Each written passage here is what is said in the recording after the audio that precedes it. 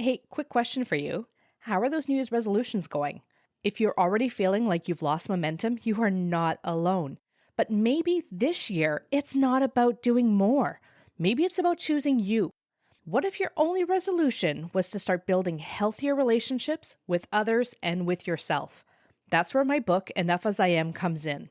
It's this gentle guide for anyone who's ready to break free from people-pleasing, set boundaries without guilt, and finally feel good enough without having to earn it. Because the best investment that you can make is in your healing. So grab your copy of Enough As I Am on Amazon. I'm going to include the link in the show notes. Now, on to the episode. Today, we're diving into a conversation that gets real about money, marriage, motherhood, and the pressures that so many women physicians carry as both high earners and primary caregivers. My guest, Dr. Mark Soth, brings a refreshingly honest and empowering take on what it means to take control of your finances and your future without burning out in the process. We talk about everything from breadwinner dynamics and divorce fears to financial planning as a form of self-respect. You're going to walk away from this one feeling empowered and equipped. Hey, I'm Dr. Angela Downey, and this is Paging Dr. Mom, the podcast for women who are juggling careers, kids, chaos, and cold cups of coffee. We're talking about the real life behind the resumes, the messy moments, big feelings, and how to stay human when you're doing all the things. If you've ever felt like the only one trying to keep it together, you're not. We're going to laugh, cry, vent, and thrive together. So here we go. Hello to all my busy mamas. I'm Dr. Angela Downey, and I'm so glad that you're hanging out with me on Paging Dr. Mom. This podcast is for all of us who are just trying to keep it all together while juggling kids, careers, and whatever else life throws our way. We're going to be exploring all those moments that we definitely wouldn't be putting on our resumes. I want to introduce you to today's guest. Dr. Mark Soth is the father of 2 almost adult kids and 2 dogs.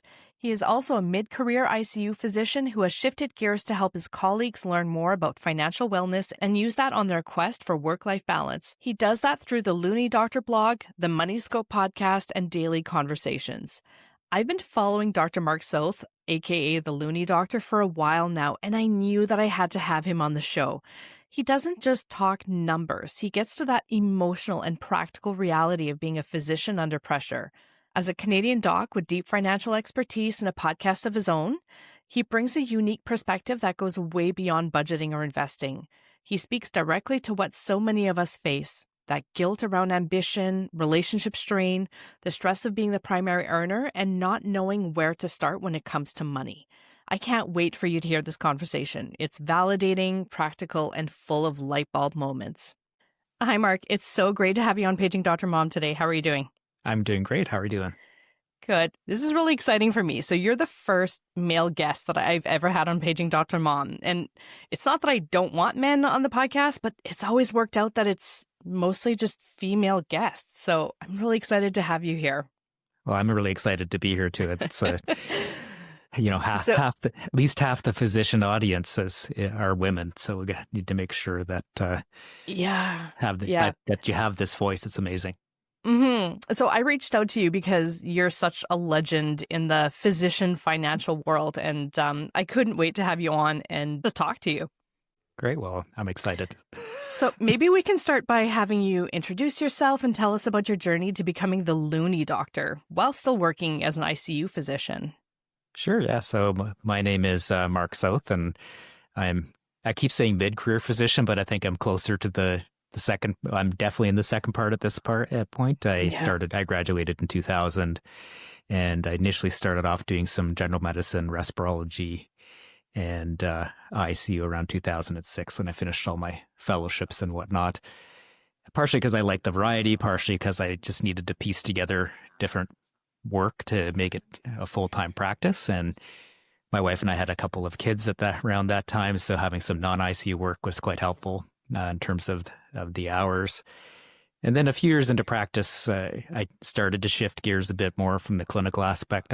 We needed to develop our ICU services more within our hospital, so I spent more time doing that and ended up dropping my other clinical work to focus on it. And we eventually ended up becoming more of a coordinated department, and it was interesting. That's kind of where I started some of my financial learning. I've gotten some, basic financial teaching from my parents, basically be careful not to spend too much of your money and put some money in your RRSP each year. But I didn't really pay a lot more attention to it until probably around 2015-ish. And I found that as I was learning more about personal finance and investing, there was all sorts of stuff I wish I had known way earlier. And there wasn't really anybody talking about it at that time, at least not in Canada. There's a few people that were in the US talking about it, but I think we have some different forces at play here. So I started writing the Loonie Doctor blog in 2017, and then that's kind of, I've persisted at for all these years, and sort of outlasted people. There's lots of people in the space that I think have come into it now, which is great. The more voices that we have talking about this, the better. So it's great for me to be here with your podcast and the voice that you're bringing to this and your colleagues. It's great. So it's interesting that you didn't have much of a financial background before, because now that I'm trying to learn more about finances, it can be really overwhelming and hard to know where to start. Oh, yeah, for sure. I have a much more organized way of thinking about it now, but I ping-ponged all over the place from fire to fire when I started, and I felt like I didn't make a lot of progress right away. And I think, that's one of the first things I would say about this is you hear from the people who have had a relatively straight line or done really, really well.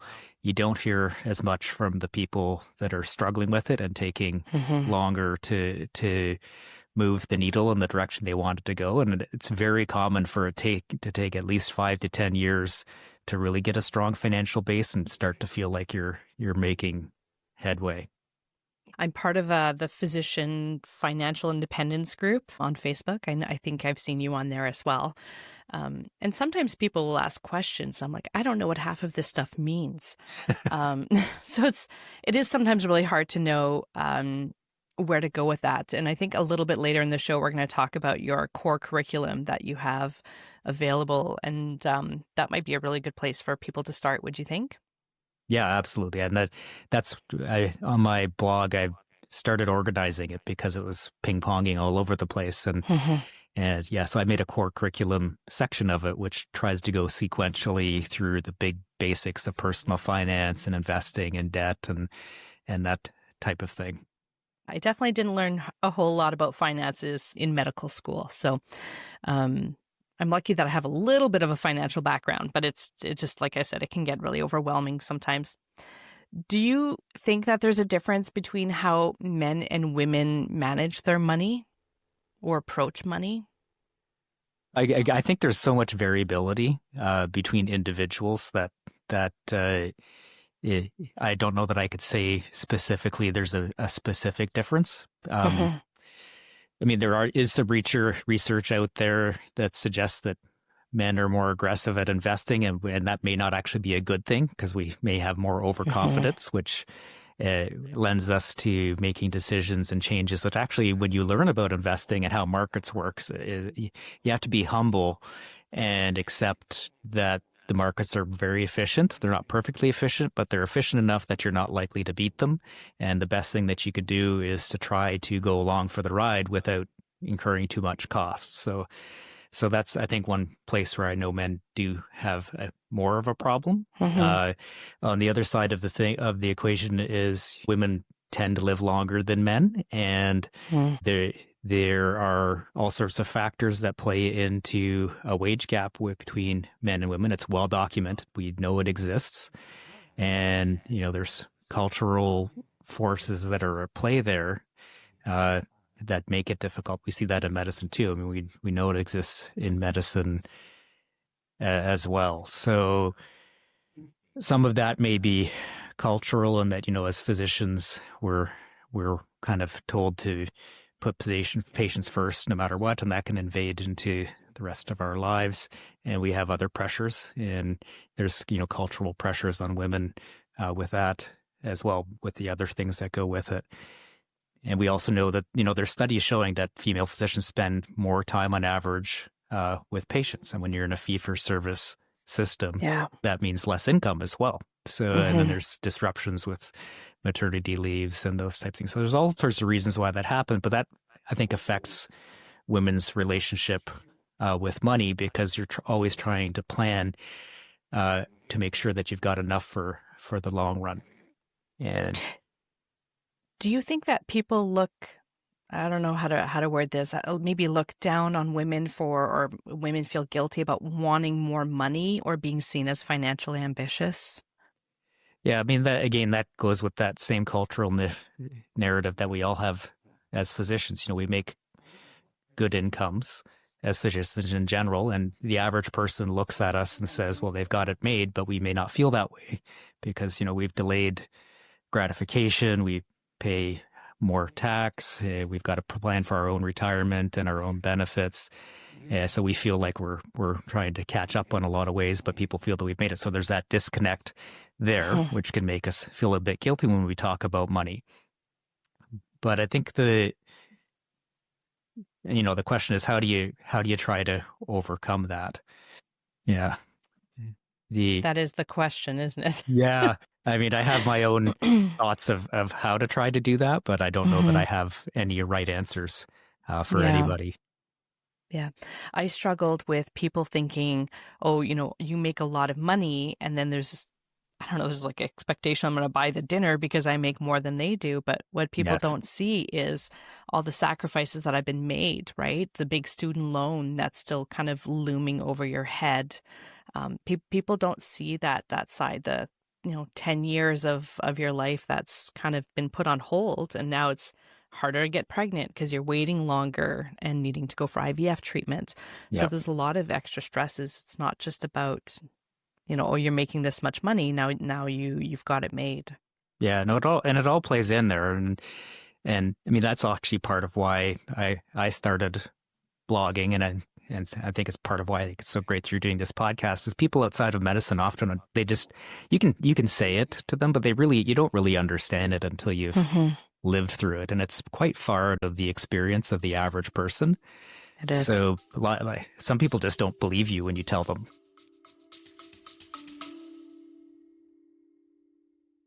This episode includes a paid partnership with BetterHelp. 3 years ago, I hit a wall. I was so burnt out that I walked away from my family practice. I thought I hated it and might never go back. But what I really needed was to face my people-pleasing, the chronic guilt, and the fear of conflict that had been weighing me down since childhood. It took a lot of therapy to work through those roots. But because of that, I'm able to come into medicine in a way that I actually enjoy again. That's why I believe that therapy is crucial. Not just when you're in a crisis, but for staying grounded and being the best version of yourself. I've been working with a credentialed therapist through BetterHelp, and it's been such a supportive part of my routine. After each session, I feel clearer and stronger. BetterHelp makes starting therapy easier. You fill out a short questionnaire and get matched with a therapist quickly. And if it doesn't feel like the right fit, you can switch anytime at no extra cost. With over 7,000 reviews and a 4.3 rating on Trustpilot, it's a platform that you can trust. Click the link in my show notes, betterhelp.com/Dr. Downey, to get 10% off your first month. Yeah. They think your student loan's just this little thing, but, at some point my student loan was worth more than my house. And I don't think people, you can always sell your house. And now I'm having to sell my brain power. I felt like I just had to walk around with a helmet all the time to how do I protect this asset of mine? Totally. Until I'm able to pay the student loan off. So I think it's a reality that a lot of people just aren't familiar with. Yeah. When I was a med student, I remember asking somebody about how much money do you think a family doctor makes? And immediately it was like, are you only in this for the money? And then there was this element of, shaming that went with that. And I was like, no, but I'm a mom with 2 kids and a big student loan. I need to start preparing for how I'm going to pay this off. Yeah. Do you find that it's hard for physicians to kind of share their financial knowledge with the younger generations? Yeah, you probably don't see that, but... Well, it was hard to do at first. And at first I raised, people I spoke to, if I spoke publicly, it raised eyebrows, and then I'd be approached privately in the hallway to talk about stuff. So, and this is the cultural pressure you're talking about. Exactly. You say no one wants to be seen as they're in medicine for the money, but the reality, money is part of the physical part of our practice that allows us to, like muscles, move our career and our family life in different directions. Yeah. And this is what I think one of the cures for the guilt around us talking about money, and this is usually where I start off when I'm speaking with physician groups about it, is that, money empowers us to be the best doctors we can be and to be the best parents we can be, the best we can be in different parts of our lives. Because what we're doing is we exchange time for money to earn income, but then we also spend money to buy time to do things that are important to us. And if you can spend the time to think about what it is you value and who you want to be within your practice or your home or whatever, you have to be able to prioritize things, set boundaries, and be able to say yes to things and be able to say no to other things, to be able to move your life in that direction. And you can't do that if you're in a bad financial position and you really have to just make money to pay the bills without having that freedom to start choosing the directions that you want to go and making decisions that are in keeping with what you think is most important. So you shouldn't feel guilty about that. It's actually part of how we can achieve the most that we want to achieve. Yeah. Having a stable source of income for me has allowed me to do so many other things and have some freedom and, start this podcast. I have a second podcast called Codependent Doctor, which I started about a year and a half ago. And these are my passion projects. So I like that I am able to continue contributing to society. Like, this doesn't pay me any money, but I love that I have a job that allows me the freedom to do these things that I really like to do.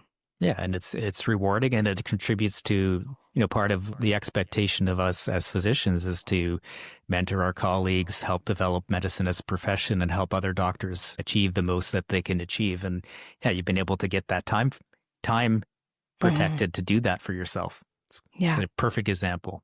Yeah, no, I love it. So when you're just getting out of school, you're trying to pay off some debt, you're wanting to start investing. Maybe you're trying to buy a house, start a clinic, and then, a lot of women, they're wanting to go on mat leaves and start their families at these points. So how do you help women figure out what to prioritize first? Do you pay off your debt? Do you start investing? Do you build your dream house? What kind of advice do you give for that? Yeah, well, I mean, first, just to reiterate what you're saying, it can be overwhelming for people because all of these things that we put off pursuing a career in medicine coalesce at the same time, kind of, for us. And it's extremely common. And again, it takes people longer to get all of that in order than what they think. And you feel a little bit guilty because you see other people around you seem to have it all together, but you may not realize that they're actually papering that over with ongoing debt and they don't have it together, or they may have other, high household incomes or a lot of family support or other reasons why their path is different from yours. But what you can do is stop and take a look at your own situation and say, okay, how can I break this down? How do I know? I have to figure out, first of all, you have to figure out where you are financially and actually understand that, not just have a sense of it, but look at the numbers, take stock of that, make a plan, and then methodically execute. Start with short-term goals that then work towards bigger goals, but you can't do that until you sort of have a sense of where you are and where you want to go to. Yeah. So as you mentioned, I think the first part of that is really to establish some financial stability. And to do that, you have to be aware of how much you're making after taxes and how much you're spending. And that means looking at your bank account rather than just guessing, because we naturally over and underestimate things, or we just plain old forget. And not only does that help you to understand where the money is going from, it also helps you to plan moving forward. There's different things that you need to do from a specific steps to try to get that stability. I mean, on the income side, you need to make sure you have disability insurance to cover you if you have an unexpected disability that comes up. And that's usually a lot of insurance when you start out, because it has to cover your living expenses, saving for retirement, any incremental costs that you may have due to disability, and life insurance similarly is part of that financial stability to make up for your loss of income if you were to die unexpectedly and you have debt and dependence that you have obligations towards. So Yeah. I think that helps to stabilize your income. Then you have to look at stabilizing your spending too. Is there a clear-cut answer between should you pay off debt first or start investing? Well, I think I think there is, in the sense that I think before you can invest, you have to have financial stability. And one of the parts of financial stability is paying down your debt.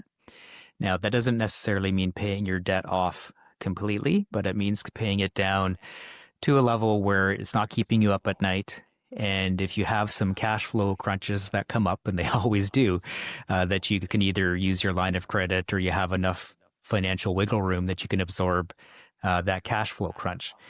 Because if you're going to invest money, that has to be a long-term endeavor, which means you can't have to sell that investment to pay off something that happens in the short term. So you have to make sure that your debt's down at that level where it's comfortable. Now, that may not be, and the reason why I say it may not be paying it off completely, because you can start investing while you still have some debt and use some of your tax advantage accounts. And that could be a way to actually boost your ability to pay down your debt or invest faster. And the best two examples of that are your FHSA and your RRSP.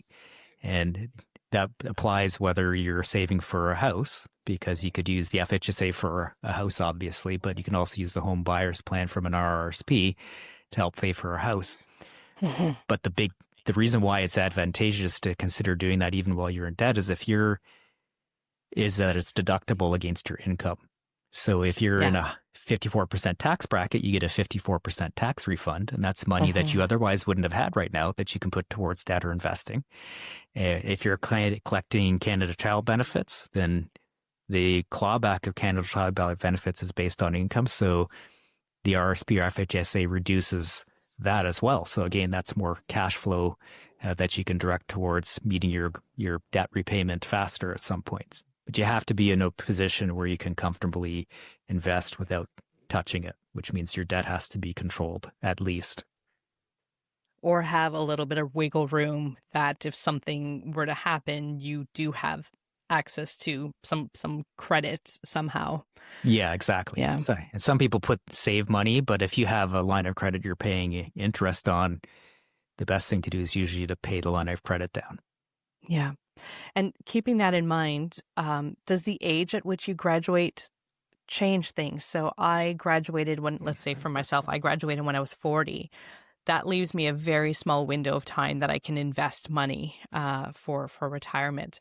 So if I do have some room on the debt side, should I be investing more at that point than worrying about the debt? Yeah, that's it.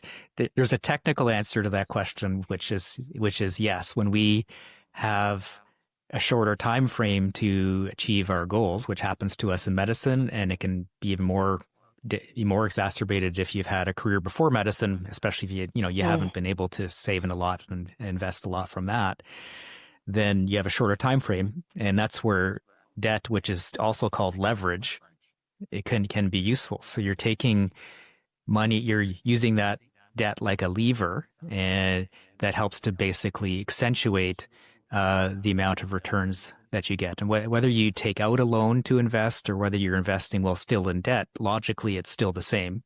It's still leverage because you're choosing to invest instead of paying off the debt. So from a logical standpoint, it's the same type of thing. And if you have a shorter time frame with which to make the money, then leverage can be useful to do that. What debt is basically doing is it's taking income from the future and it's pulling it into the present.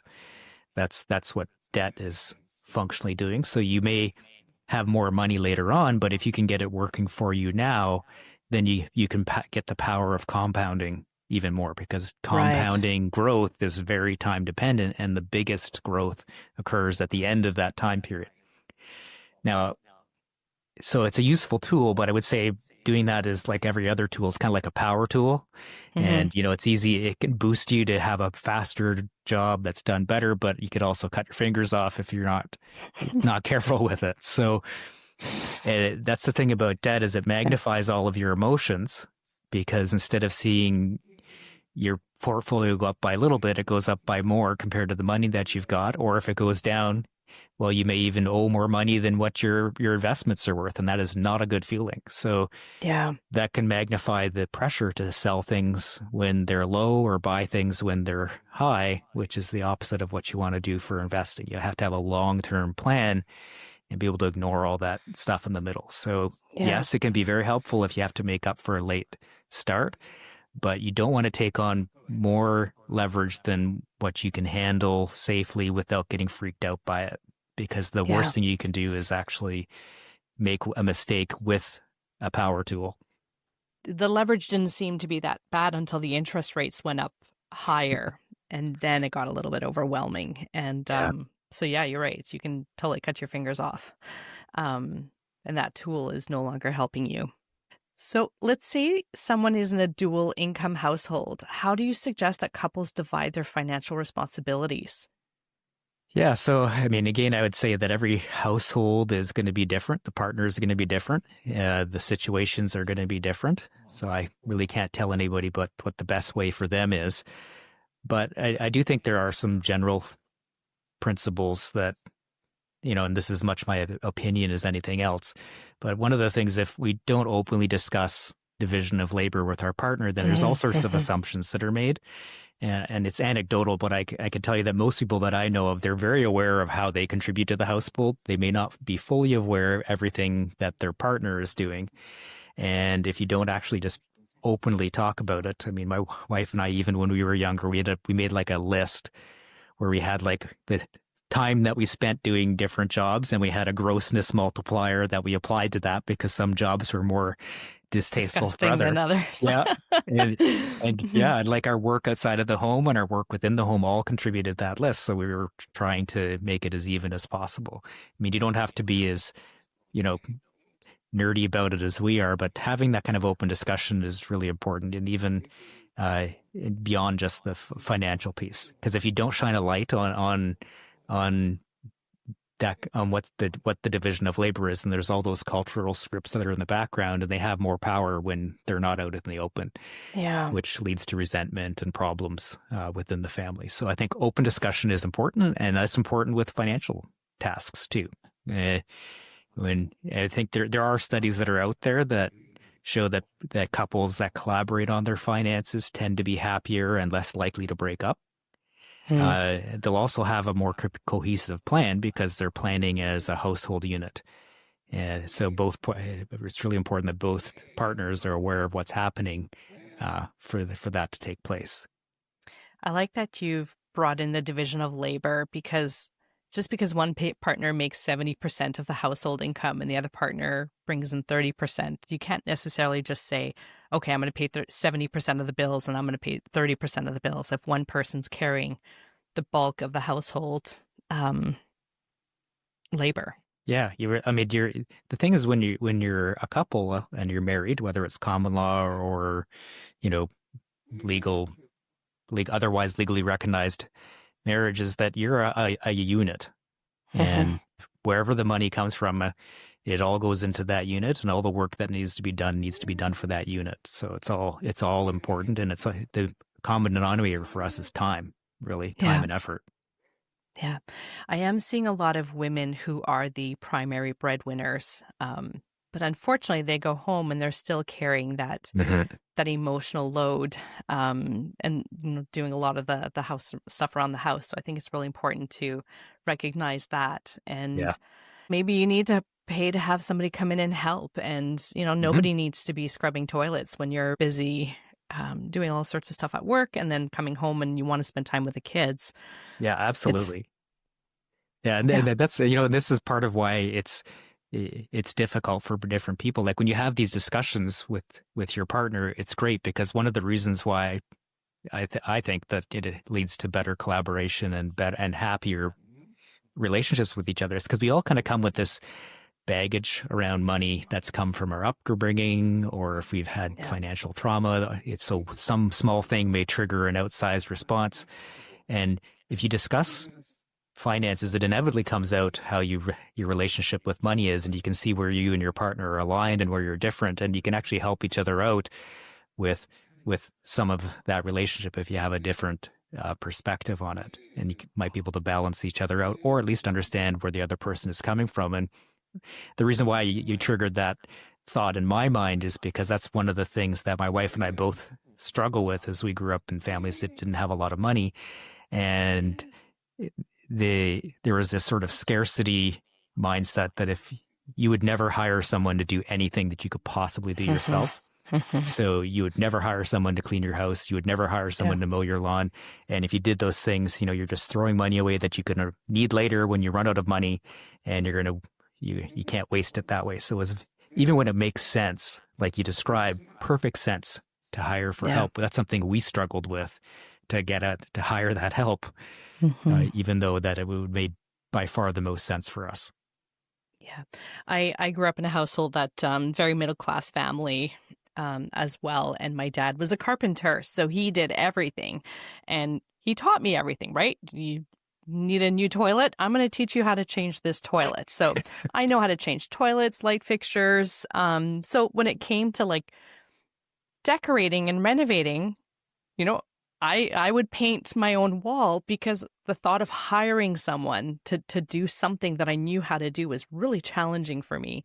Yeah. And it took a long time for me to recognize that it's okay to hire people to help you so that you can focus your time on these other things that you're able to do. Yeah. Well, the good thing about that, though, is that when you are financially tight or you have the potential of something happening, you've got more reserves, and that's part of your financial reserve is your ability to do things. You got more reserve than the average person does. So I hope you feel good about that, because my daughter and I have a very similar relationship. Yeah. No, it's she's very handy. My dad and I, we actually built a house together. That's amazing. It took us a couple of years, but it was great, and I learned so many valuable skills. I think if I couldn't have been a doctor, I would have liked to have been a carpenter. Just like that kind of work. It is satisfying. Fantastic. Do something with it your is hands working like with that. your hands. Yeah. Can we talk about divorce a little bit? Because that's something that's really scary for a lot of people. And the reality is couples are getting divorced. So how can we prepare for that? Yeah. I mean, the first thing I would do is just to acknowledge that divorce it's brutal emotionally, and financially it does set people back. There's no two ways about it. I mean, sometimes it's the only way for people to move forward. And I'm not an expert on the details of how divorce settlements work, but beyond that, from the financial side, the law tends to look at things and at numbers and then splits things up. And there's also an expectation that the lower earning partner will be able to maintain their lifestyle. So those factors definitely work against the high income earner. And it can especially sting if that partner is also the one who carried much of the non-financial weight of running the household on top of that. So you're going to be paying more money to maintain your ex-partner's lifestyle. Well, you also bore the brunt of running the household a lot more too. So that can be just emotionally very difficult for people. And then from the financial part of it, I don't know much about how to prepare for a very impending divorce, other than to make sure that you get yourself legal help and the best help that you can, because you have to look out for yourself. Mediation may be a less expensive and worth a first pass, but it may also be difficult due to the negative emotions involved. Yeah. I think that is one of the areas where having a prenuptial agreement or even a post-nuptial agreement may be helpful, because you're discussing some of these financial issues that are going to come up in a divorce at a time when things are good and those negative emotions aren't driving the discussion as much. It also documents what people have financially at the start, so that's not something that gets fought over at the breakup. I mean, in terms of what are the rules what those agreements might protect or not protect, it actually varies by province. So you'd really want to have a legal expert for that. I have by province and by country. Yes. Yeah. For people that are for multiple countries, it's true.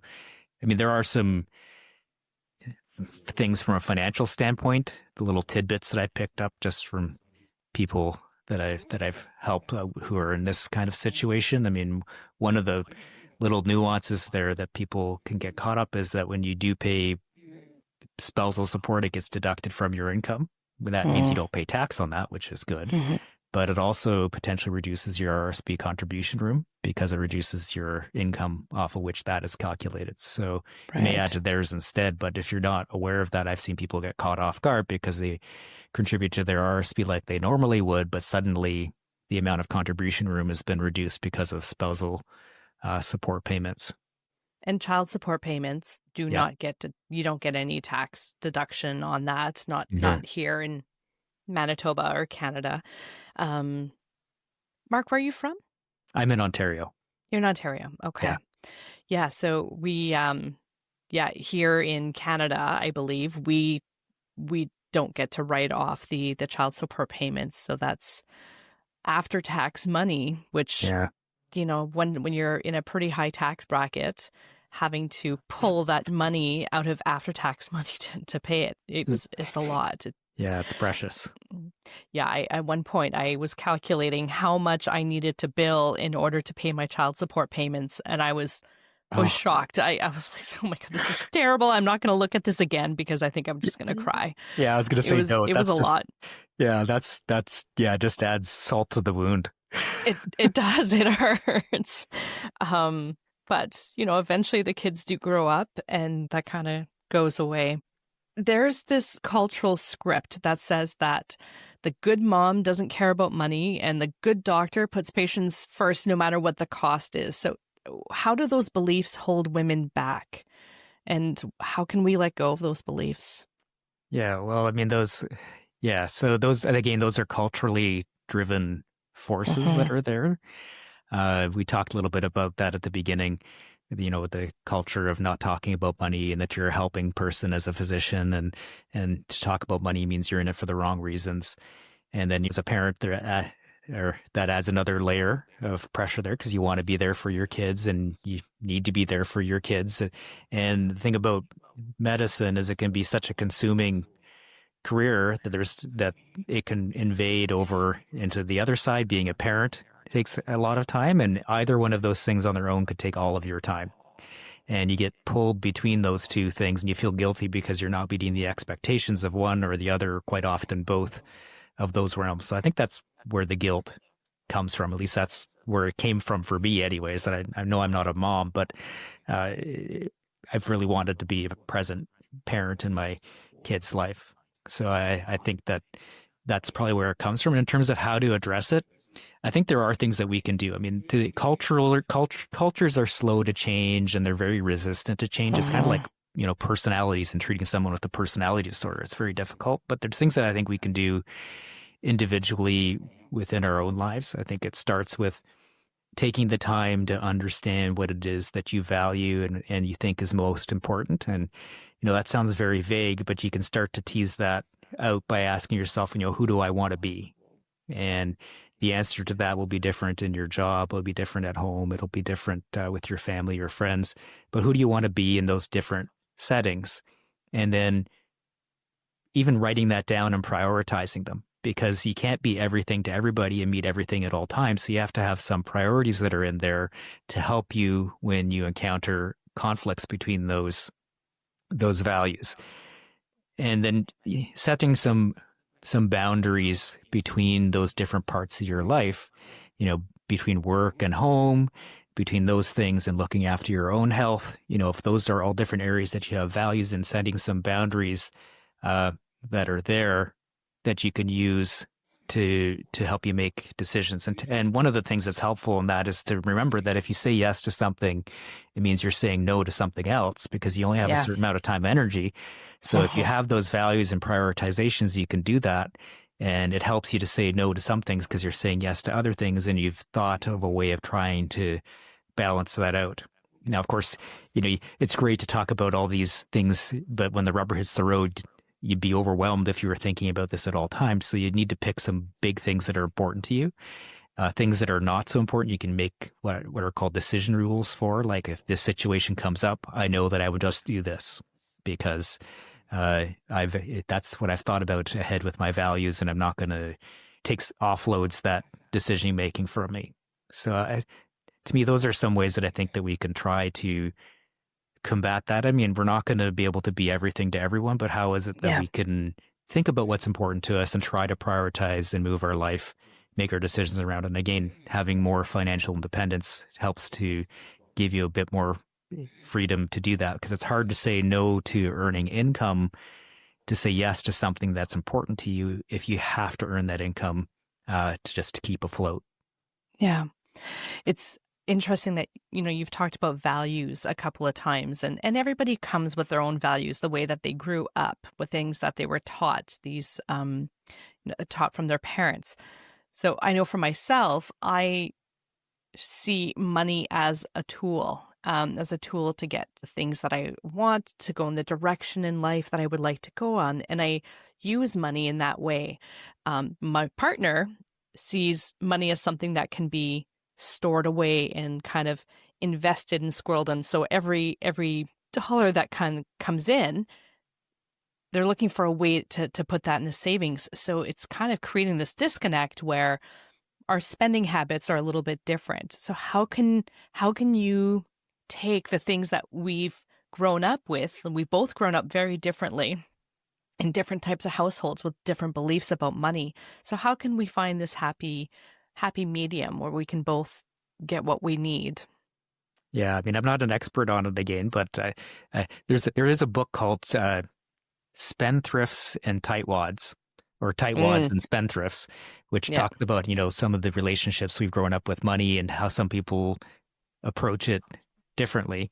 And how can they have, relationships with each other and still make it work because they have this different approach with money. So that's a good book to read. In terms of, what can you do? I think that there's a few things. One is that you're not going to make massive changes to the way people have their relationship with money in a short period of time. But again, I think this comes back down to discussing your spending choices and what you're going to do with your money together, and then, understanding where each other is coming from. Yeah. And then, thinking about the other person's perspective of it. And then sometimes it may change your perspective. Sometimes it may change their perspective, and you move into a different decision.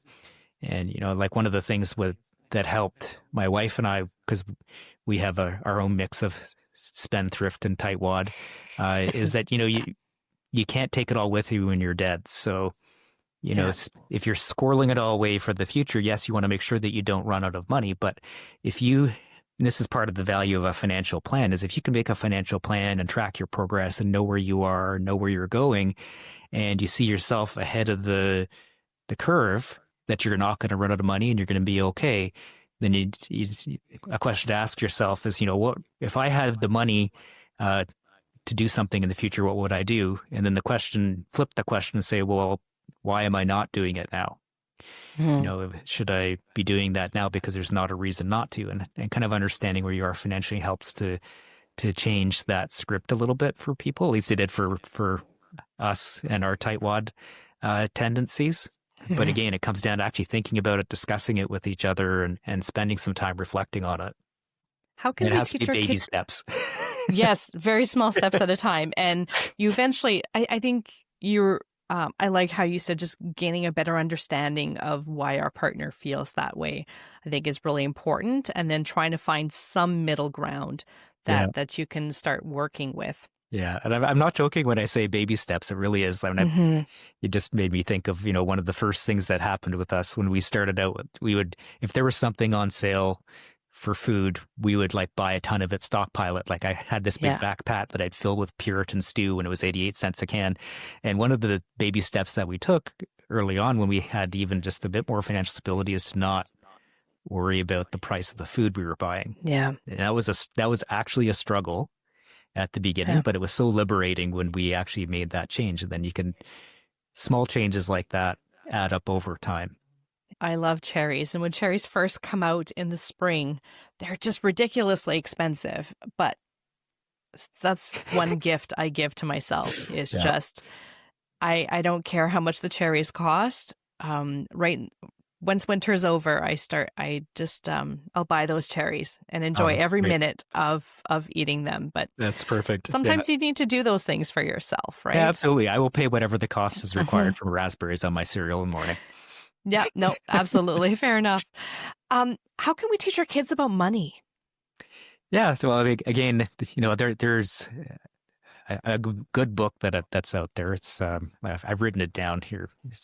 There's actually a bookshelf section on the Loonie Doctor blog where I've Okay. got a bunch of different books that are there.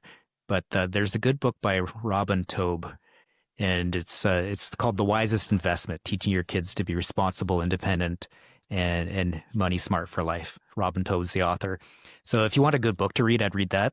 But the other thing I would say is that every kid is different, and you know what works for one kid is not going to work for the other kid, and every family is a bit different. And then you also have to be, of course, age appropriate.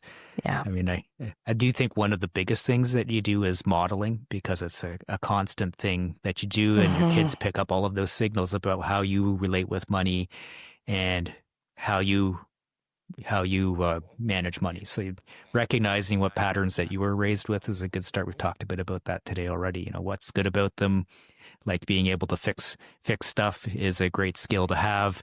If you need to be able to use it, what are some of the potential pitfalls of things that you've developed, brought to the table, and it requires some reflection and effort. But like for us as a family, we openly discuss money is a normal part of family life. I mean, the discussions Yeah. that we have change as the kids have gotten older, but it's something that we've discussed. If we're going to have a major purchase, we talk about it and why we think it's important, and we mull it over and how we're going to pay for it, and we plan for it. So they get to see that whole process.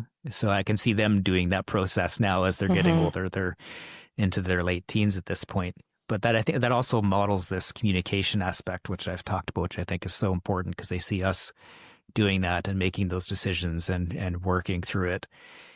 I mean, the other thing you do is you can try to take advantage. There's teachable moments that when they come up, and you also can help them try to develop good habits in an age appropriate way. That may be early on. It may be having an allowance, and how do you plan for setting some aside, spending some, and giving some of that money as they get Yeah. older. Maybe how to make a budget, or with our kids now, we're now at the point where we're teaching them some of the basics of investing. We are there with them doing it, but they're getting to the habit that when you make some money, you set some of that money aside, you invest it, and this is a way to do it that's cost effective and likely to be successful in the long run. And they get to see that fluctuate up and down as well. So it's going to depend on the kid. It's going to depend on your family. But the thing is to spend some time thinking about it and try to model those behaviors and take advantage of the opportunities that come up to teach about it.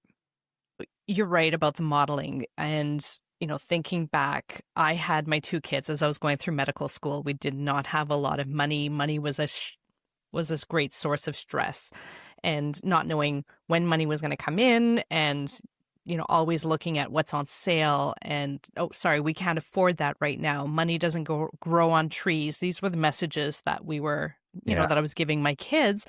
And now that I'm more financially stable, I'm a physician now, I'm working, my child is still stuck in this money equals anxiety Yeah. state. And it's interesting how much is internalized, these messages that we give to kids as they're growing up. And yeah, Yeah. I'm not sure how to overcome that, but Well, I that's think, yeah. something that Well, I I'm think, sure he'll be in therapy for that. yeah, well, you can do, it's never too late to change, and to put, and Hmm. as kids become more adult, they realize that you weren't perfect. And Yeah. you can talk about some of the things that you might have thought about doing differently and how you've seen that it's affecting them, and have that discussion with them. I think I don't know where I read this, but it was something that changed how I had that discussion with my kids, because I had the same thing. The classic line was, I know you're going to ask me what a quote later, but one of the quotes I got as a kid all the time was, "It's not in the budget." So, Yeah. uh, but the the script is a bit different when you actually do have enough money. It's not that, well, we're not going to buy that because we can't afford it. You have to change it to, well, we're not going to buy that or spend our money on that because, and then you talk about what you think is more important to spend the money on, and what you think spending it on that is going to do, and whether that's going to be aligned with what you think is important, and whether it's going to make you as happy as you think it's going to make you happy, and whether that's going to last, all those kinds of things. So changing it from we can't afford it to we're not going to spend our money on that because, and then having the discussion behind your spending decision. Yeah. That's a much better conversation to have. We're not going to buy this because we don't need it or we don't want it, as opposed to we can't afford it, right? Having that financial security changes a lot in the conversations that you're having. What are some of the common financial blind spots that you see in physician households? Well, I mean, I think we've touched on a few of them already. Not knowing where the money goes at all is a blind spot. And, we're able to paper over not knowing where the money goes if we have a high income and it's covering what we are paying for currently. And it doesn't really come to the forefront until something happens. Either you can't work as much because there's something happens with you or a family member or health issue or burnout or whatever. And then suddenly it comes out that you're spending everything that you've been making and you can't make that anymore. Or the other way it comes out is if there's some unexpected expense that then you can't ratchet it up to pay the extra for that expense because you've been spending the money and you just don't know where it goes. So that's one blind spot, is to be aware of where the money is coming and going from, and be sure you're not just papering that over because you have a high income. Yeah. As we mentioned before, not fully understanding what both partners are doing in terms of not just the work around the household, but also financially as well. If you aren't discussing it with each other, then your investments may not be working together. You may not be using the optimal account mix. You may not be planning for the income splitting later on to minimize your taxes. You may be double invested in one area, so you have more risk than what you realized. Or you may not be, when you add your money and their money, all the investments together, you may not have the risk profile that you think, because you need to be taking enough risk to achieve your goals, and you need to have it be safe enough that you can stick to that plan. And if you don't know what's going on throughout your entire financial life, then you don't know that until something comes up, of course, and then it all comes out into the open, and you have to try to do damage control. So I think those are some of the blind spots that I've seen. Yeah. For any woman out there who's struggling financially right now, what's one message that you want her to take away from this conversation? Yeah, I mean, there's probably a bunch of factors beyond your control. And there may even be some past decisions that have contributed to your struggles, but you can't change those things very easily. However, there are things that you can do. Figure out where you stand financially and start making a plan like we talked about a bit earlier. And, don't beat yourself up. It is normal for it to take years to get into good financial shape. Don't be embarrassed about it. It's very common, and you don't hear people talk about it. You hear the people that are in good shape are the most vocal about it. But I can tell you that it's very common just from the different people that I interact with it. And I would say that educating yourself is going to be important, whether you seek professional advisor help or not, because you need to either understand what's important to either do some of it you're going to have to do yourself no matter what. And if you do hire an advisor, to recognize where they're going to give you value for the money that you're paying them and whether they're giving you good advice or not. So you need to learn a bit more about finances and investing. And, you can start with learning some basics through books or blogs or podcasts like this one. Yeah, amazing. Mark, I love quotes. Is there a particular quote that you love and would like to share with us? Sure. Well, I've already given one, which is who do you want? Yeah. Who do I want to be is one of the quotes, because that's a good way to stop and ask yourself when you're facing some dilemma. Yeah. And which route of it that I take, how is that going to align with who do I want to be? So I think for me, quotes have to be quick, snappy one-liners for me to remember them. And they have to be useful, which means I have to be able to remember them when I'm facing some stressful decision. Yes. So that's one of them. The other quote, which I think is useful on the investing side, is to just say to yourself, it is all priced in. And we're constantly bombarded by stories in the media, by experts telling us where money's markets are going or where investments are going, what the next hot trend is going to be and how to make money and the next big investment. But the reality is that markets are very efficient and they price in all the known information that's out there. So if you're hearing it, it is known, and the market's priced that in. That story you've heard and the probability of it happening is priced in there. And unless you know something that nobody else in the world knows or better than all of the big experts, you're not going to be able to more efficiently invest in that. So knowing that it's all priced in allows you to be free and not spend your time thinking and worrying about investments. Just try to go and get the market returns the best that you can in a diversified way, keeping your costs down and not wasting your time trying to beat that.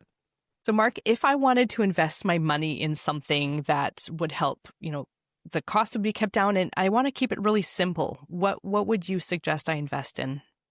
Yeah, so I, of course, have to preface that with the standard disclaimer that I don't give specific investment advice. I don't. I'm just helping colleagues out.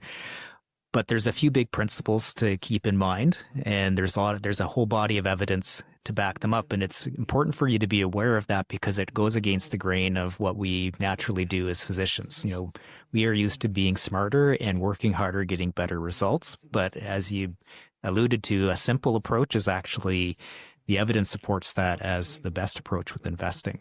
So there are products out there like, for example, all-in-one ETFs. So an ETF is a fund that you can buy using a discount brokerage. So you log on like online banking, you buy the ETF that suits your risk tolerance. So you do like a risk tolerance questionnaire and think about how much risk and reward can I have to handle, and you'd buy the flavor that suits your risk tolerance.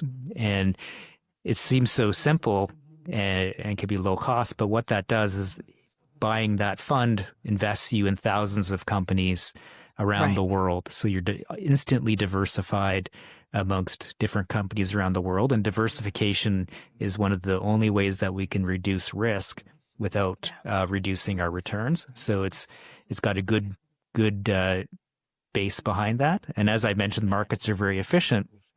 And the best you can hope to do, and there's data to support this, is try to match that market while minimizing costs. And these types of funds have low costs, like less than 0.25% a year in terms of cost. And it does all the work for you. Just when you have money, you buy more of the same thing. It takes about 5 minutes at a pop. And the hardest part is just when you have money to invest it, ignore what's going on in the news, invest it, and keep it invested, ignoring what's going on around you until you need the money. Yeah, that's actually the hard part. But from a what can you invest in standpoint, that type of investment is very simple to use and very cost effective and has a good body of evidence behind it. Yeah. Sometimes it might be exciting to go buy all these stocks, these individual stocks, but really just putting your money in a simple ETF and parking it. Although it might sound boring, that's probably one of the safest things we can count on to bring us some returns. I just kind of threw out a whole bunch of information there. I should say that on the Loonie Doctor blog, there's a DIY Investor Hub section of it, which has education behind all those things that I just said, and even goes through kind of a step-by-step process with screenshots about the kind of things that you do to pull the levers, because we're used to making life and death decisions, yet we all get nervous when it comes to pulling levers with our money. Sure. Can you tell me about the core curriculum on Loonie Doctor? Yeah, so the site it can go as deep and complicated as it could go, but one of the things that I've done is I have put together a core curriculum section which takes what I think are some of the most important things to think about and puts them into an order and organizes it through a bunch of blog posts and articles that kind of build on each other. So there's that core curriculum section, which then goes through a bit of a curriculum. There's also the Money Scope podcast, which Ben Felix and I have done, which also is basically a curriculum. It starts off pretty reasonable, but towards the later episodes, it can get pretty complicated because it's written both by me for physicians and Ben for physicians, but also financial professionals as well. So those are a couple of curriculum options that are out there. Perfect. How can listeners find you? Yeah, so on my blog, there's a contact button there, which people can use that to send me an email. If I haven't answered you, it's because the address got typed in wrong or something like that. I answer all the emails that get sent to me, Okay. and again, I don't charge or give specific financial advice, but I here as a colleague to bounce stuff off of, and just to hear what's going on if you have questions. That's part of why I made the curriculum, because it helps to answer a lot of the common questions. But I can tell you, even with that, people will always have things that they didn't quite understand or they just want to ask you about. And I do my best to answer all of those. Yeah. Mark, thank you so much for being here today. You were very generous with your information, and I love that you're such an insightful guest, and it was a real gift to have you here today. Thank you. Well, thank you so much for having me. And thank you to all of you who are hanging out with us on Paging Dr. Mom. If you enjoyed today's episode, go ahead and hit follow or subscribe so you don't miss what's coming up next. And if you want to keep the conversation going, you can find me over on Instagram at drangeladowney. I would love to hear from you. So take care for now. You are doing better than you think. That is it for today's episode of Paging Dr. Mom. If it made you smile, nod along, or feel just a little more seen, then go ahead and hit that follow button and share it with a friend who needs to hear it.